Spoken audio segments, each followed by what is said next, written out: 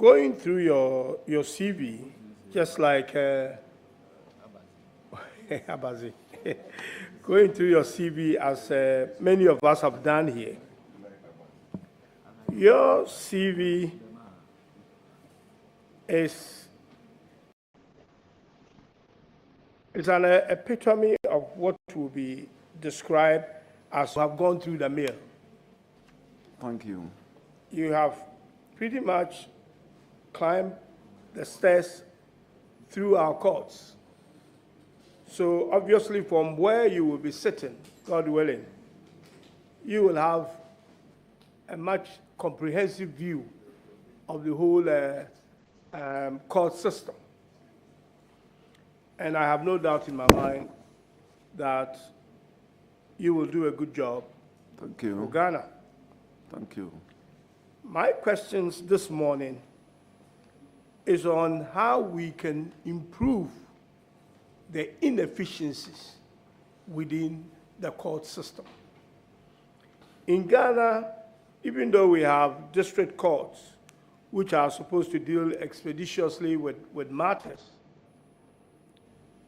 but we often hear that the courts are becoming like the circuit and high courts, I'm told. Circuit and the high court? Yes. The district court? The district courts. I see. And we're talking about inefficiencies here. Okay. Do you think we need small claims courts which can deal with matters involving claims that are, say, less than 10,000 Ghana cedis, and deal with those cases in a day or a week maximum? Thank you. Thank you, Mr. Chair. Indeed, the service itself has, over time, devised some means or strategies by which such cases. So, with all due respect, you are not the only one who has raised this question. In fact, even in Accra, there used to be small claim courts. The rationale is that somebody who has a small claim must be able to walk to the district court, Graboso, where I also did my work there, so that you will not require the services of a lawyer. You can walk in there, and of course, the district court is a case, the court of summary trial, so you don't have to file too many papers. So if it's about money, as you are saying, the defendant will be served, and when they appear before the court, the magistrate will ask him, look, you owe this man, are you liable or not? If he admits that he is liable, then you enter judgment there and then. So it's a very good suggestion, a good idea, but it will also depend upon our lawmakers here. If you give us money to be able to set up the courts, we will be able to set up this small claim court that you are talking about. Thank you. Mr. Chai, thank you very much. Again, my Lord, I'll go to my second question, no follow-up question. Okay. But also relates to the same inefficiencies within our courts and how we can improve on that. And this time with technology. Okay.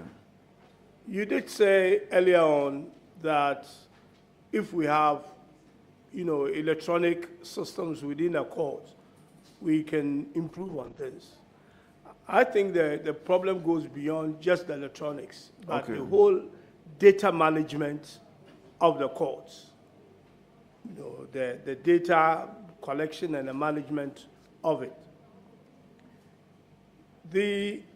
You realize that maybe the systems are not there, but I think it would be a good idea for the court to start getting people with expertise in technology to help, sort of augment the work that you do.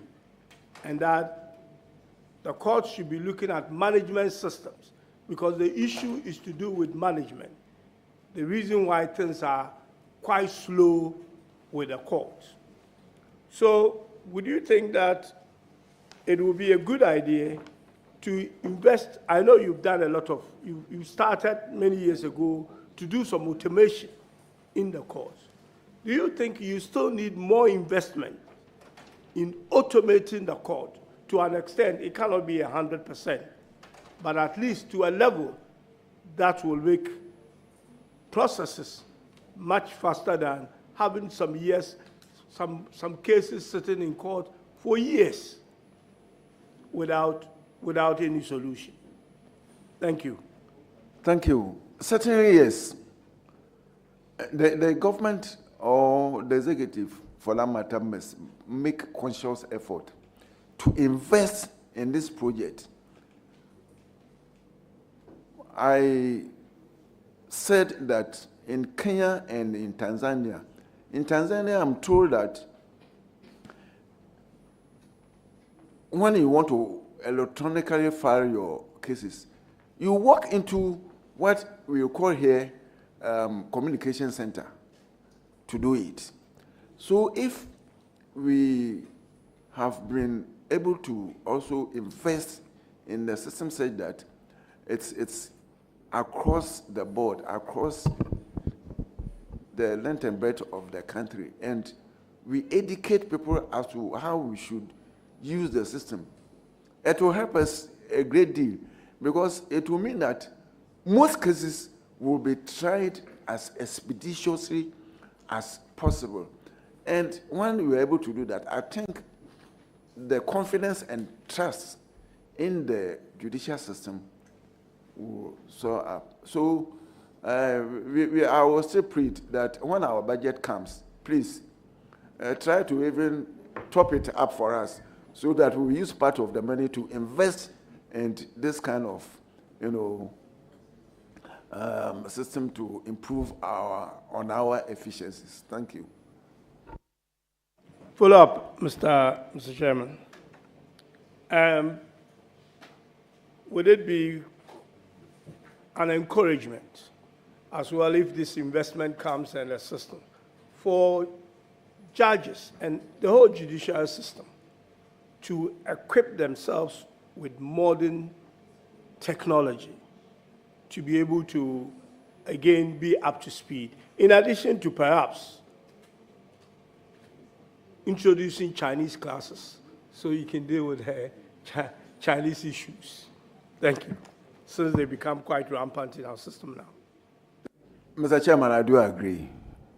I don't have any qualms about it at all. We should improve our system. Everybody, I'm sure this time, most of the judges, if not all of them, they know how to, use their laptop.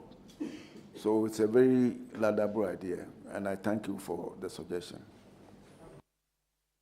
With this, I just noticed on your CV that you're actually a chief of Amosma and the Nyimfahene of Asebu traditional area. Would you let us know what your stool name or title is, please?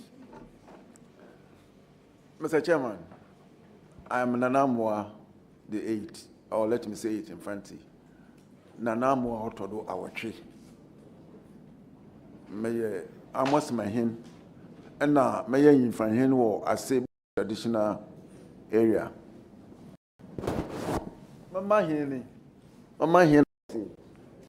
Okay, the chief professor Mensah, the 7th, he has come all the way from Asebu to come and support me. And the Queen Mother and the other chiefs, they are all here to give me their moral support. Thank you. Justice, Bojo, Bowuzini Bio, one he's in the bill. Nana more ought to do our tree. Nana more to our tree. And you. Please put your hair. Nana, Utinkwa. Mr. Chairman. My Lord, ni hao.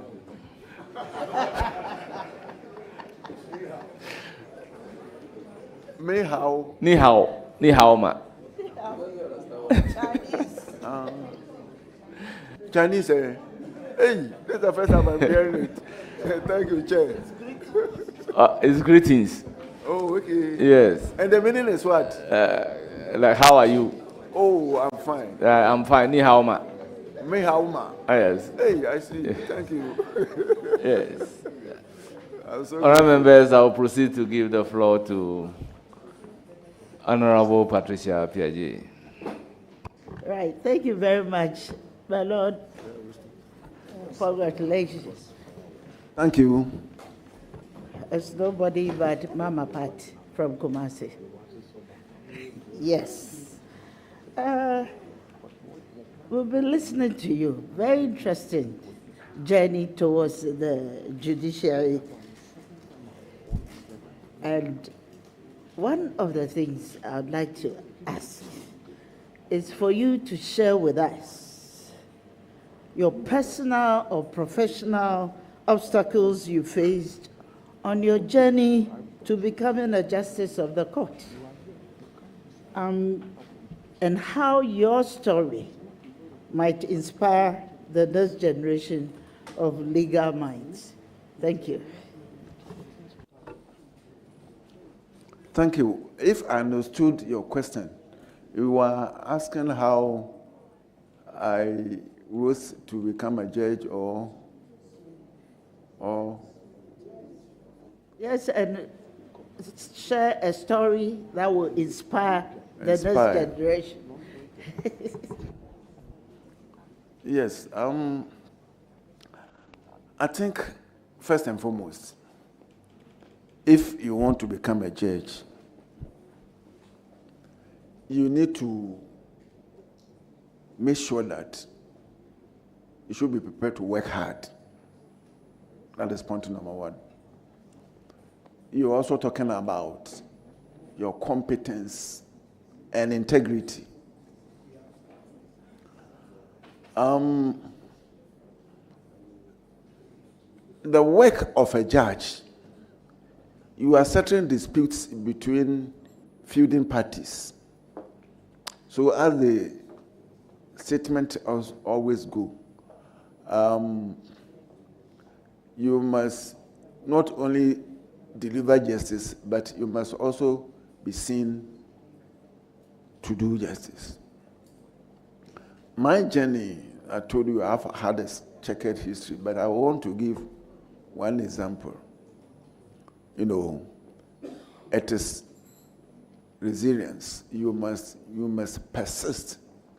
In fact, when I did I read the diploma in public administration, and I had the opportunity to go to school again to read law. I had then been bonded over to serve the judicial service for 4 years. When I went back to Sekene, the following year, I had the opportunity to go to the university.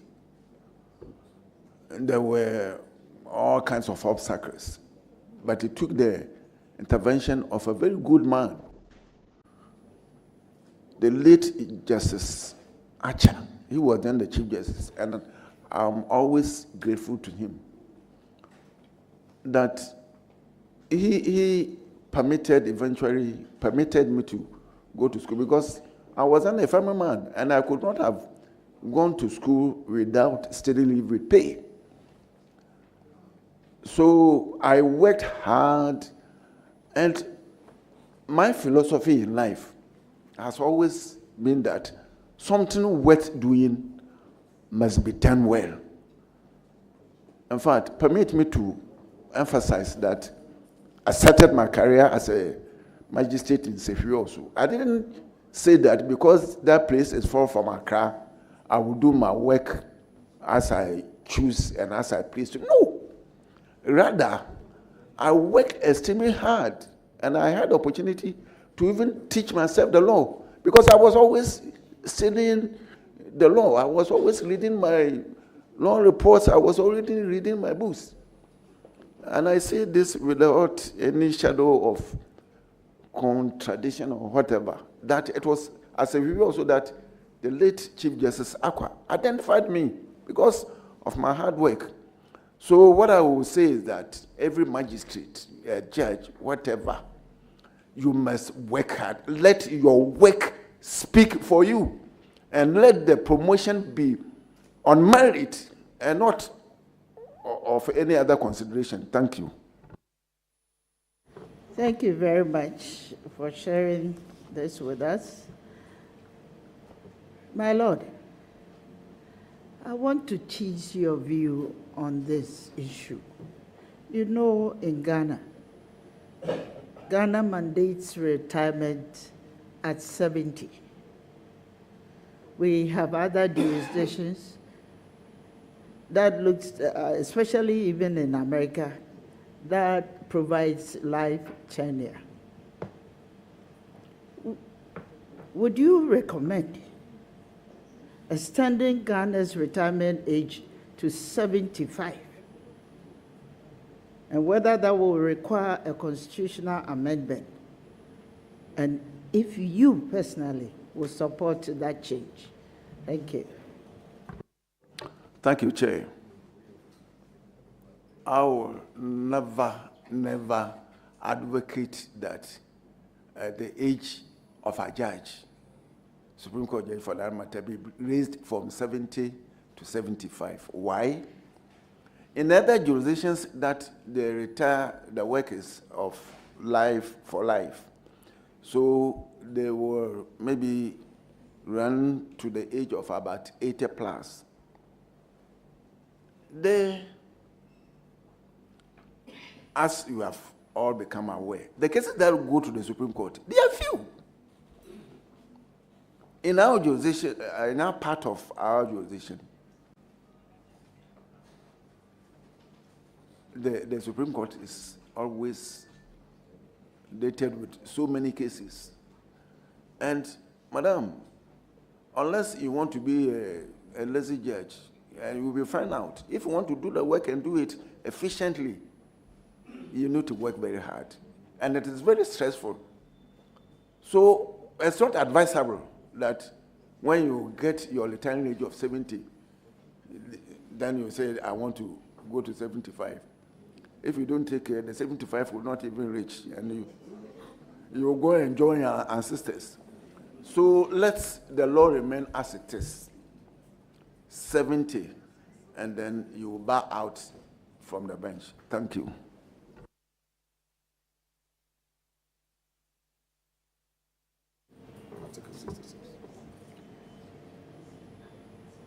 My Lord, what is your view on the Article 66? The two-term for a constitutional term of 2 for each of.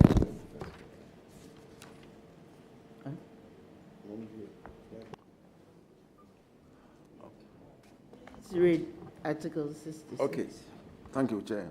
66(1) says that a person elected as president shall, subject to clause 3 of this article, hold office for a term of 4 years, beginning from the date on which he is sworn in as president. Now, clause 3 of that provision says that the office of the president shall become vacant, A, on the expiration of the period specified in clause 1 of this article, or B, if the incumbent dies or resigns from office or ceases to hold office under Article 69 of this Constitution. My view is that there's no ambiguity as to the terms that a president, an elected president, must, hold. So I will go by this law. I do not think I have anything to say in contravention of this, or I will not prefer any amendment.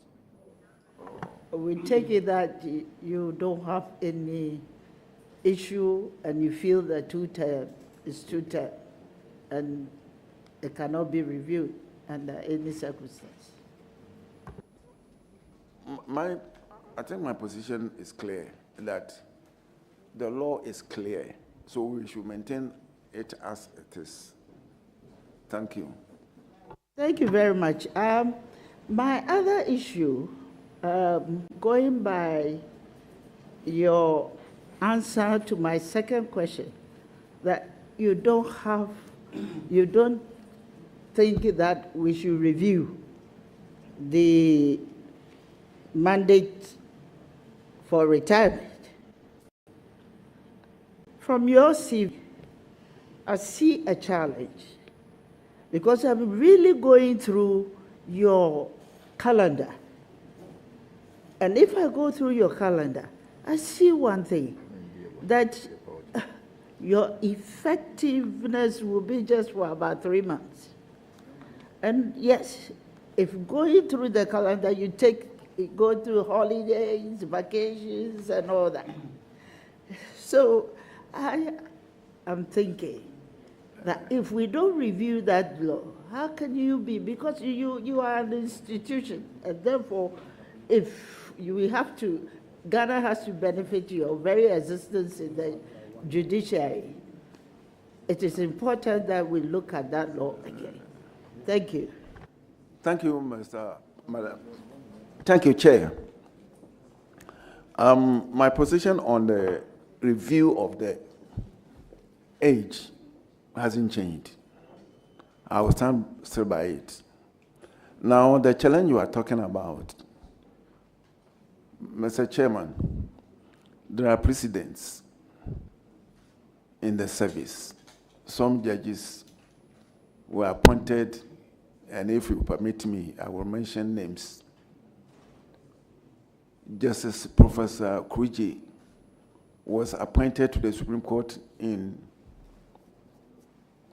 August 2003, during the time of President Kufuor, and he retired in April 2004, a period of about 8 months.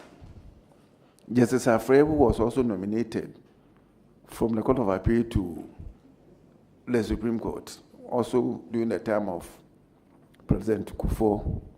He was there for only 1 year. So the president is there. I also think that promotions come from above. So, as a Christian, and if it has pleased the Lord for me to be promoted, even if it is 1 day, I think when I go there, I will do what is expected of me, and I will leave the service honorably. Thank you, Mr. Chair. Thank you very much. Nanamwa, Utsirwa. Mr. Dasi.